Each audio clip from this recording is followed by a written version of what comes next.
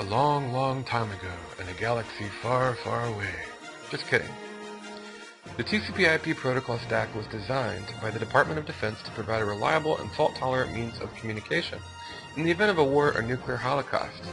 From its inception were considerations over how it might overcome signal degradation, severe electromagnetic interference, and infrastructure damage due to explosive impacts and electromagnetic pulses generated by detonating warheads.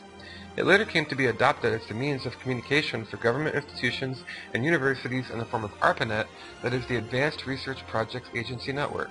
ARPANET in turn later became what we know as the modern Internet.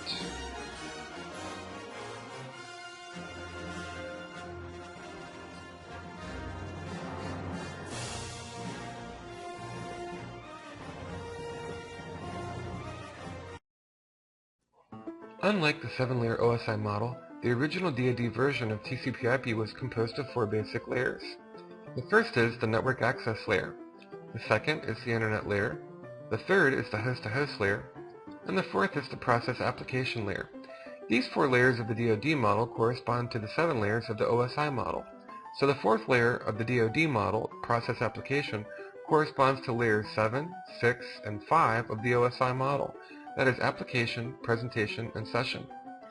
The 3rd layer of the DoD model corresponds to layer 4 of the OSI model, or the transport layer. The 2nd layer of the DoD model corresponds to layer 3 of the OSI model. They both have to do with routing.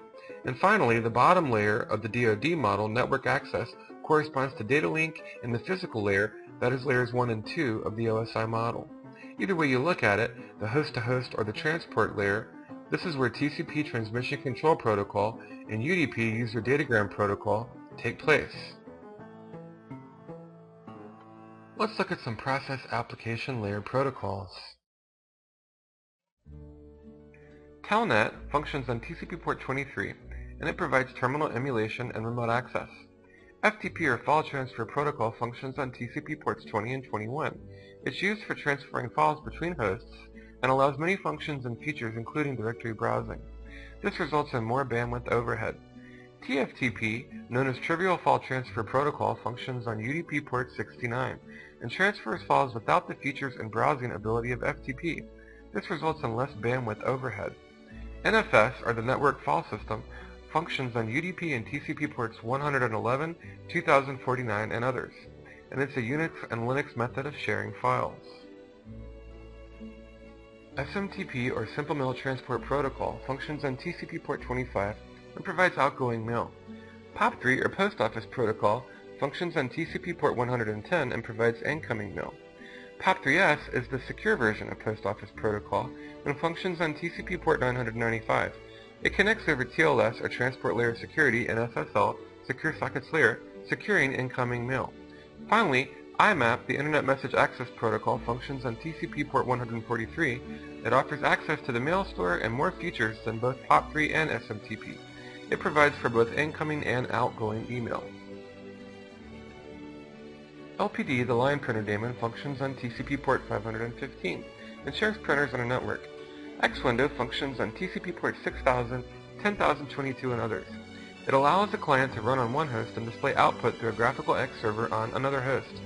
SNMP, or Simple Network Management Protocol, functions on UDP ports 161 and 162. It collects network information, is used with packet capturing, and intrusion detection system software and analysis software. Finally, DNS functions on UDP and TCP ports 53. It's known as the Domain Name Service, and it resolves host names to IPs and vice versa. These two protocols go together. BootP, or the Bootstrap Protocol, functions on UDP ports 67 and 68 and is utilized by DHCP. Which brings up the second protocol, DHCP, or the Dynamic Host Configuration Protocol, also functioning on UDP ports 67 and 68. DHCP uses BootP to allow hosts to dynamically lease IP addresses on a network. It uses a 4-step handshake process. First, the client sends a DHCP to server broadcast. Second, the server sends a DHCP offer. Third, the client makes a DHCP request. And finally, fourth, the server sends a DHCP acknowledgement to the client. Almost everyone is familiar with these last two protocols. HTTP, or Hypertext Transfer Protocol, functions over TCP port 80. and is used to transfer web pages between web servers and web browsers. If you're watching this video on YouTube, you're using it right now, or if you found this video by using Google, you used HTTP. HTTPS is the secure version of the Hypertext Transfer Protocol. It functions over TCP port 443 and is used to transfer web pages between web servers and web browsers in a secure fashion, such as when you want to use a shopping cart to buy something from a website like Amazon.com. It uses SSL or Secure Sockets Layer and TLS or Transport Layer security. There are two primary host-to-host protocols. Back to our intergalactic tale. The Transmission Control Protocol, TCP. TCP is a connection-oriented protocol. By saying this, we mean that it provides for reliable communication. By saying that, we mean it makes sure that information transmitted by the sender is accurately received by the recipient. This process adds additional flags and field data to packets, and therefore makes TCP more bandwidth intensive than connectionless protocols. TCP guarantees data delivery.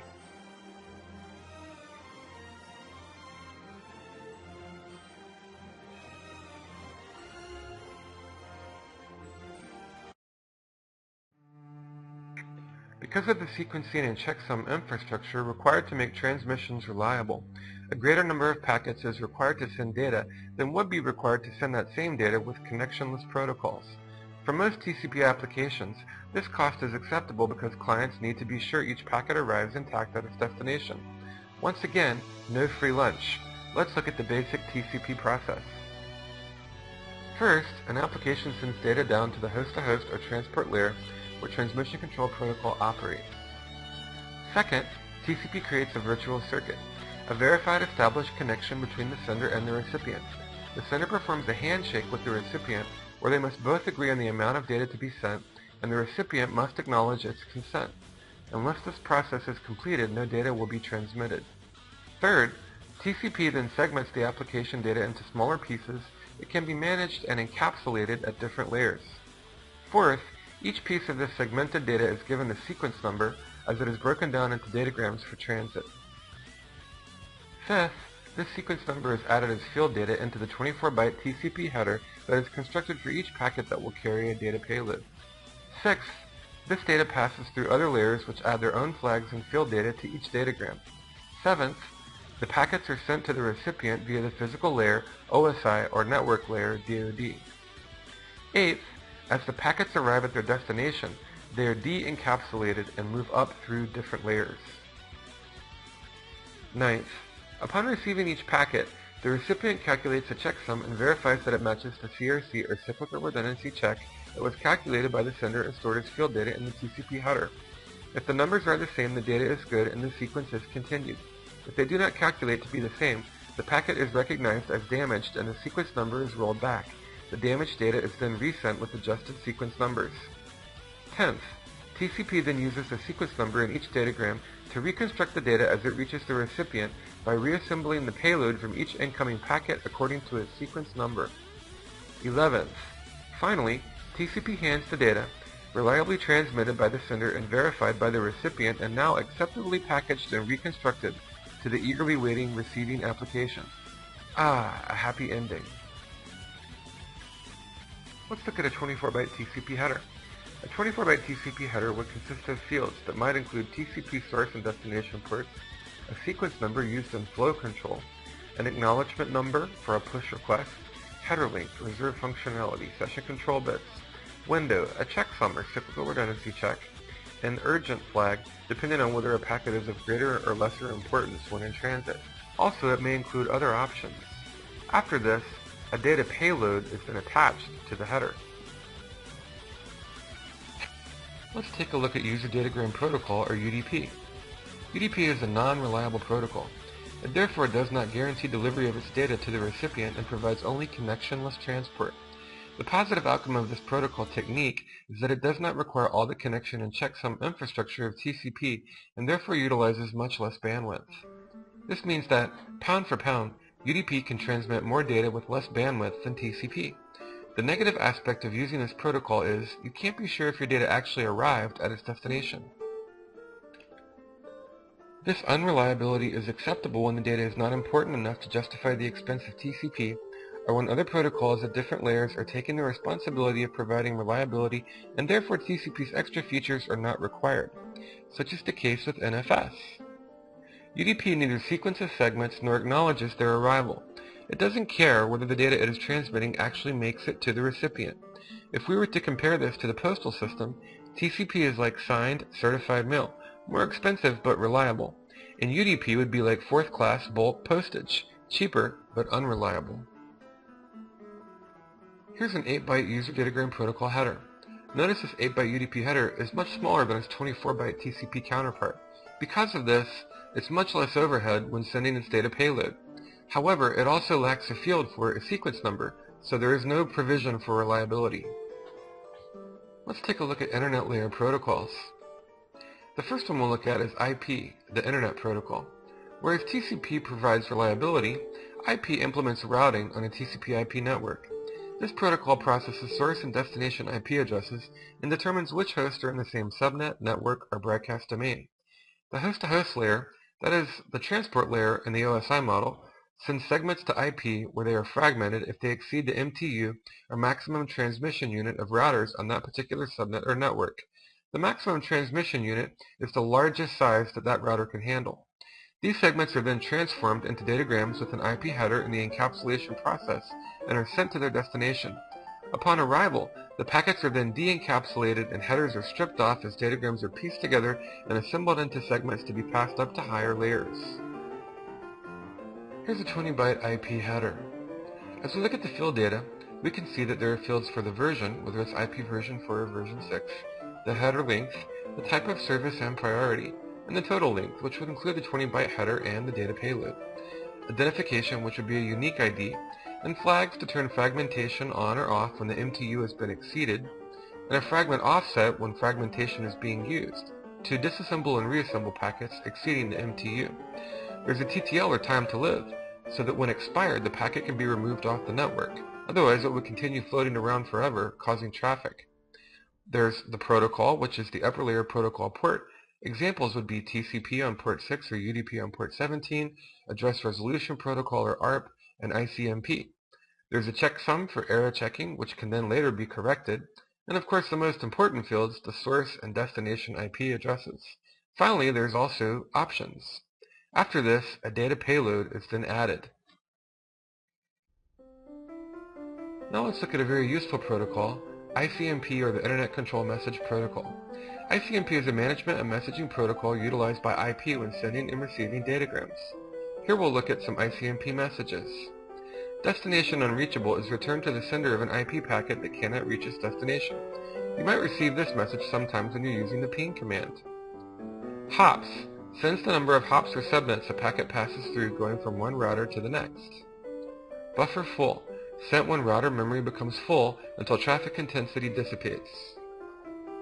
Here are some examples of ICMP tools. The ping command. Ping sends ICMP echo requests and receives ICMP echo replies, used for testing OSI Layer 3 connectivity and routing. Though functioning at Layer 3, it is further encapsulated in IP at the transport layer. Another command is traceroute. Traceroute maps the path a datagram travels from network to network and subnet to subnet as it passes through routers to reach its destination. It will also count hops. I'm going to open up the command prompt and let's try a few of these tools.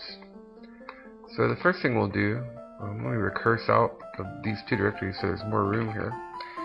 And I'll tell you what, I'll change colors real quick so it's easier for you to see what I'm doing. I hope, anyway. So first we'll try ping, and I'm going to ping my gateway. And I know there's a host there. Notice I'm getting 4 echo replies using my ICMP ping tool. Now I'm going to ping an address that I know is not there. And this should give me a destination host unreachable. And there we go. So there's another ICMP message with our ICMP ping tool. Okay, and I'm going to go ahead and clear the screen, and now I'm going to try another ICMP tool, traceroute. And in Windows and Linux, it's about the same thing, but I'm just going to go to www.yahoo.com. And traceroute will simply go hopping from router to router, and we can trace the path as we go.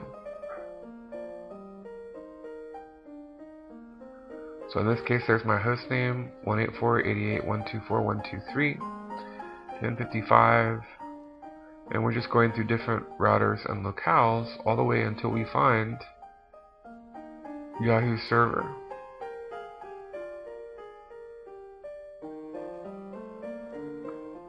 Trace complete. So there's 2 of those ICMP tools.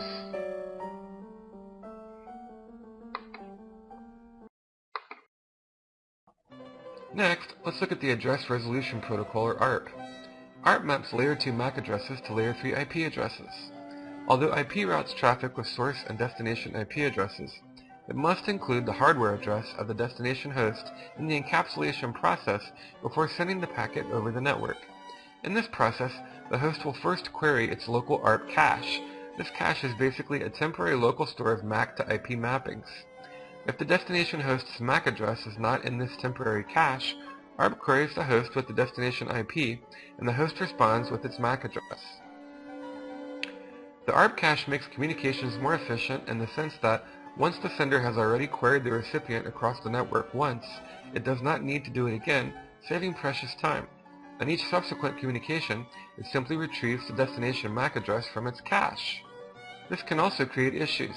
If the client's IP or MAC address changes on the network, the sender may continue to use its cache data instead of querying the sender. In this respect, the ARP cache has to be flushed of old or inaccurate data, and new queries need to be made. An example would be using the command ARP --D and asterisk to clear the ARP cache in Windows. Now we're going to use the ARP tool. To do this, we need to open a command prompt, but we can't do it the way we did it the last time, because this is going to require elevated privileges. Not to simply list our ARP cache, we could do that with a normal command prompt, but if we're going to clear it and delete things, we're going to need elevated privileges. So I want to right-click and run as administrator this time, and if you have user account control turned on, you'll have to click on yes. And I'm just going to recurse out 2 directories and clear my screen. And the first command I'll use is the one we don't need elevated privileges for, and that's to simply list the entries in my ARP cache. And that's ARP-A. And you can see that all of my Layer 3 IP addresses are mapped to Layer 2 MAC addresses. And any IP address that I've accessed via ICMP tools like ping or traceroute, which we just used, or could be over NetBIOS and network file shares, all kinds of things. Those IP to MAC mappings will be stored in my local ARP cache. And if not, then the Address Resolution Protocol will go out and query whoever the host was that had that IP address and try to get its MAC address. So basically what might happen, normally it's a good thing because it improves performance. If I query it once, that way it's in my local cache, I don't have to query it again every single time, so it's faster. The problem is, what if something changes? What if a MAC address changes? Most MAC addresses are permanent, but some MAC addresses can be spoofed or reprogrammed into flash memory or non-volatile memory. So that's a possibility. Also, what if an IP address changes, maybe a lease expired in DHCP, and now a new IP is associated with a different MAC, or a MAC is associated with a different IP? All kinds of things could happen, so that my local ARP cache could become inaccurate. It could become stale and old data, and I need to kind of dump those entries and load them up with fresh, new, more accurate entries. So to do that, I can use this command. Let me clear the screen. And it's ARP-D to delete, and I need to supply the asterisk or a wildcard. And if I do that, that will simply delete those entries in my ARP cache. And then if I wanted to go look at my ARP cache again, it was ARP-A. Notice now I only have one address in there, which is going out to my gateway. Yet another protocol is RARP, a Reverse Address Resolution Protocol. In the same way that ARP maps an IP address to a MAC address, RARP maps a MAC address to an IP address. This allows diskless hosts and devices that do not support full IP addressing to utilize a RARP server to provide a complete IP identity. Finally, we'll mention Proxy ARP, or Proxy Address Resolution Protocol. Proxy ARP is a router service rather than a protocol. To reveal a positive aspect, this protocol allows hosts on different subnets to communicate without the use of routers or default gateways. It can be added to a router without needing to update other routers or adjacencies. The negative aspect is that this comes with the expense of increasing traffic and forces all hosts on a network to maintain large and cumbersome ARP tables.